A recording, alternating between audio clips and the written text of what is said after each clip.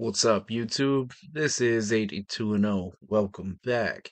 So, I know it's been a while, and I've been meaning to cover this topic for quite a while, and I wanted to do an extensive video on this. That was my initial thought, but then I realized I don't really have to make a well drawn out video. There's lots of other people who've put footage and not only that, just video evidence, but I'm just going to present my case. So, if you guys aren't familiar, past few months or so, there's been a growing trend on TikTok and other social media platforms saying that Will Chamberlain's 100-point game never happened. And to me, this is very disrespectful for everything that he contributed to the game. And I was even shocked to see NBA players currently in the NBA in the Rising Stars Challenge say that it never happened. So here is why the game happened. Here's proof. And here's my thoughts on people spreading this misinformation. So, for those of you who don't know, which I'm sure everybody watching this knows, on March 2nd, 1962, Wilt Chamberlain scored 100 points against the New York Knicks in a 169 to 147 victory. It took place in Hershey, Pennsylvania. So why wasn't there footage of the game? Is a lot of young people's questions. Um, I saw TikTok and I hope it's a joke. I really do, but I'm not sure anymore. He said, "Why didn't anyone pull out their phones back then?" They're trying to make this like the moon landed or COVID. You understand what I'm saying? They're trying to make this into a conspiracy theory, and it's not. Here's why. We got to understand that in 1962, games weren't televised regularly like they are today. Um, Dew Mount, I'm sure a lot of people probably don't know what that is. It was a very early channel, and they had the NBA's broadcast rights in the 50s. But that doesn't mean that they covered a lot of games. It was mostly just a Sunday game a week and a few playoff games. So the NBA wasn't as popular as it is today. So it's not like they were airing games as regularly as they did baseball back then. Not only that, there wasn't as many channels. You couldn't just stream games. I can't believe I have to explain this to people. But anyways, after Dumont folded, ABC is who had the initial rights to NBA games, and ABC only showed games on, I believe, Saturday evening and Sunday afternoons. So this game, obviously wasn't televised, but that doesn't mean it didn't happen. Um, you know, cameras weren't. Let's be honest here. Cameras, you couldn't just whip them out and record stuff back then. Can't believe I have to explain this to people, but here I'm going to explain it. Um, so here's the evidence for how the game happened. And for all these people who say there's no footage, well, I presented why there is no footage. But let's present why the game did happen. So, if you want evidence, there's actually a radio broadcast of the fourth quarter of the game. And there's a really good book that everybody should check out. It's called Wilt 100. Or no, I'm sorry, Wilt 1962. You can go get it on Audible. Anyways, in the last chapter of this book, it has the whole entire audio of the fourth quarter. And I'm sure you can probably find it on YouTube too. But the thing is, you got to look at the credibility of who was covering the game. The statistician that night was Harvey Pollack. Now, Harvey Pollack was the Warriors statistician from 1946 up until his death in 2015. That's how long he worked for the NBA. He was a day one employee. He covered the Warriors up until his death. Now, let's put this into perspective. He covered the Warriors from the inaugural NBA season, when Joe Fulks won the championship, up into 2015, Steph Curry's first championship. He's the one that wrote 100 on a piece of paper and gave it to Wilt in that locker room. Uh, and another reason why the press wasn't there to cover this game is this was an exhibition game in Hershey, Pennsylvania. And from what I read, there was a snowstorm. So it's not like the media was rushing out to Hershey, Pennsylvania. And I believe the crowd had like 4,029 people. So it wasn't a lot of people who saw the game. But that doesn't take away the credibility. Who are you going to trust? Harvey Pollock, an NBA statistician for over 60 years? Or are you going to trust some TikToker who says the game is fake? Who has more credibility? Okay. Now let's go to the living players accounts. On the Warriors team that year, just living players who are still around. Tom Sherry. Now he's actually talked about that game, but also, I mean, Al Addles. I know, I know he's still alive, and he's talked about the game. Uh, I mean, I know he's dead now, but Guy Rogers talked about the game. Joe Rucklick talked about the game. Uh, Willie Knowles on the Knicks, Richie Guerin, they've talked about the game. Guerin's still alive. Johnny Green, unfortunately, just passed, but he's talked about the game. So you have 4,000 people who saw the game, right? You have NBA players on both teams who are, some are still alive. And even the ones who passed, they gave accounts, right? And you had a trusted NBA statistician there that night.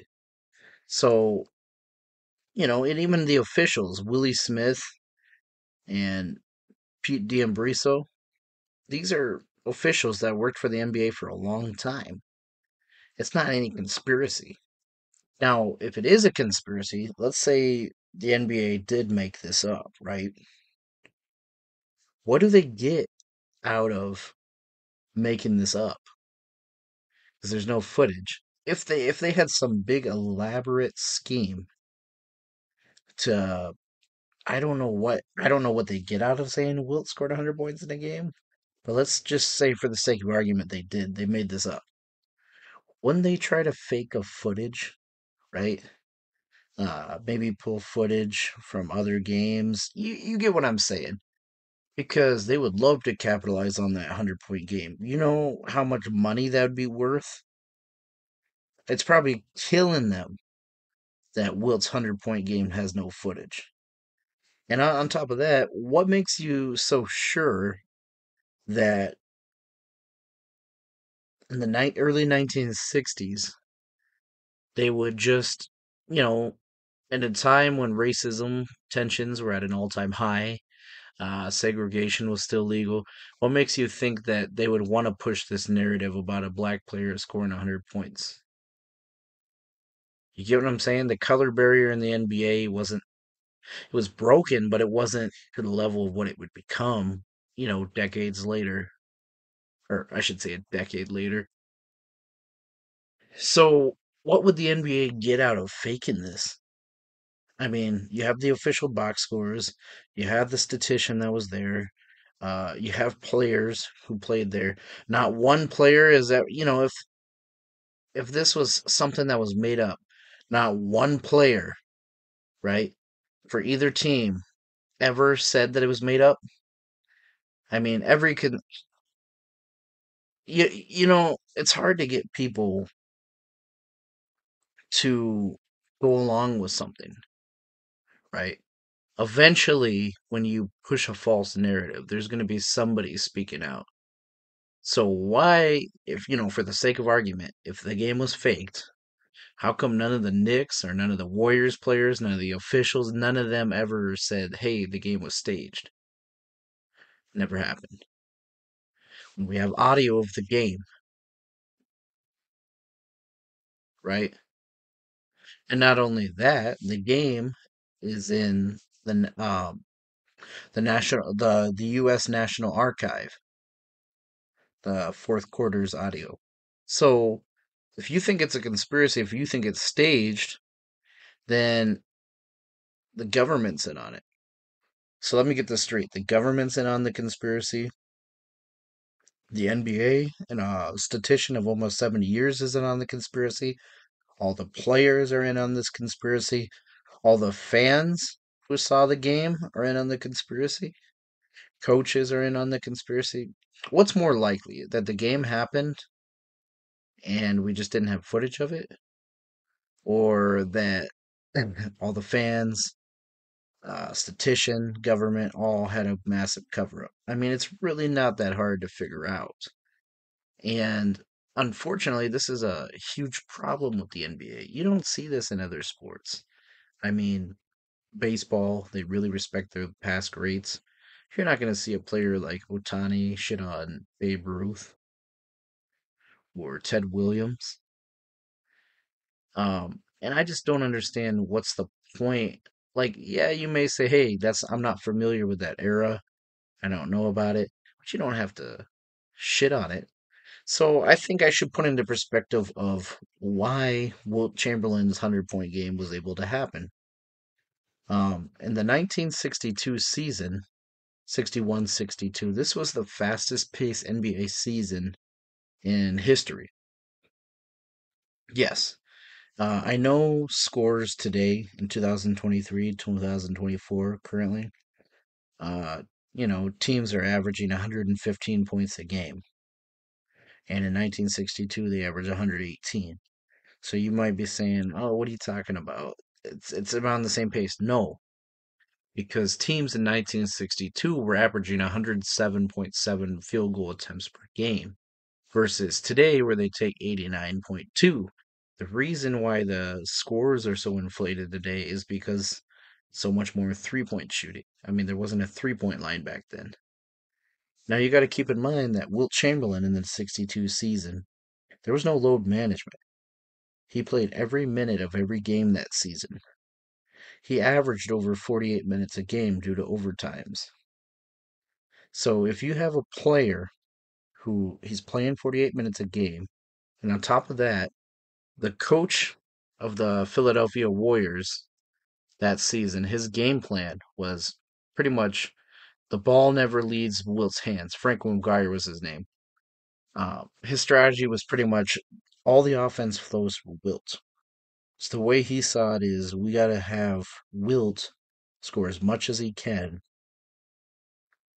in order to defeat the other team. So Wilt's usage rate was crazy.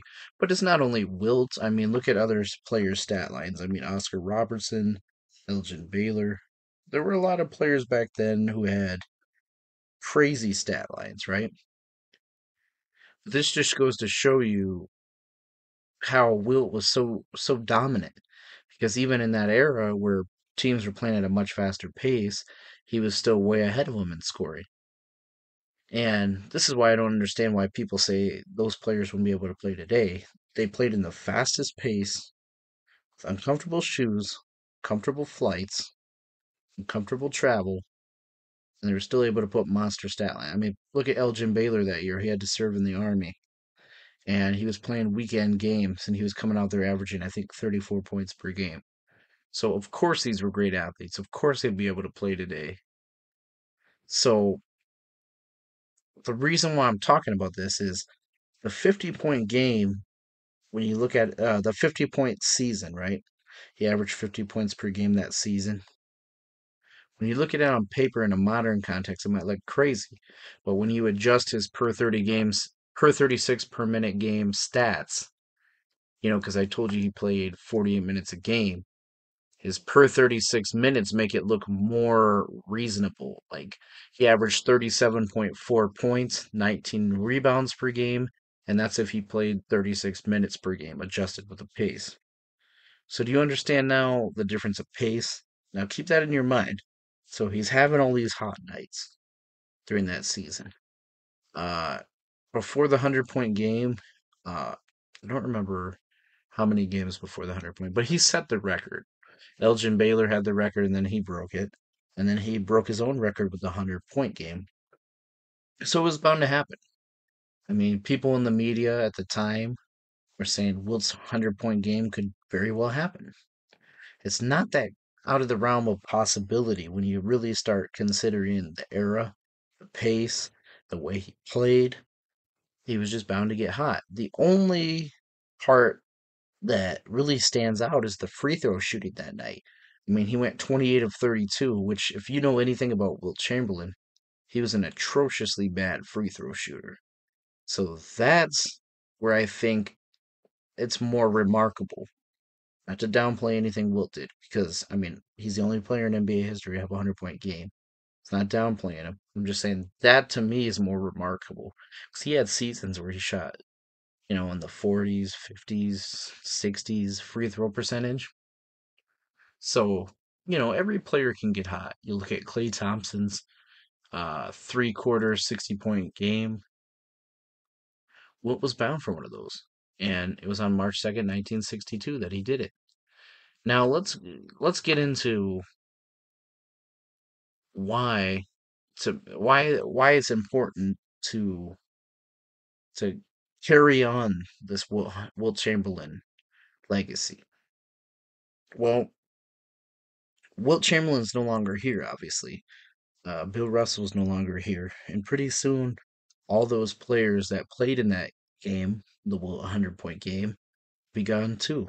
So, due to limited footage and those voices not being around anymore, not only that, but the media, people who covered the games back then not around anymore, the narrative is going to start changing more and more.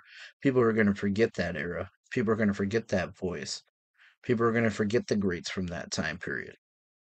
So to me, that's why when you see these TikToks, you see these YouTube videos saying Wilt's 100-point game never happened. To me, it's a cognitive dissonance because one minute they say, oh, Wilt Chamberlain was just playing against farmers, plumbers, which, if you watch my channel, that's not true. He played against great talent. But for the sake of argument, it's a cognitive dissonance because they say he played only farmers, only plumbers. But at the same time, if he was so dominant, he wasn't able to get 100 points, right? You can't have it both ways. You can't say his level of competition was so weak, that's why he dominated, and then say, oh no, he wasn't able to get 100 points. You can't write off what he did. I know maybe Kobe is your favorite player. Some of these young TikTokers who are like, oh, Kobe's 80 points, 81 points is the most all time. I get it. He's probably your favorite player. That's fine. But you can't write off another player just because you didn't see it happen.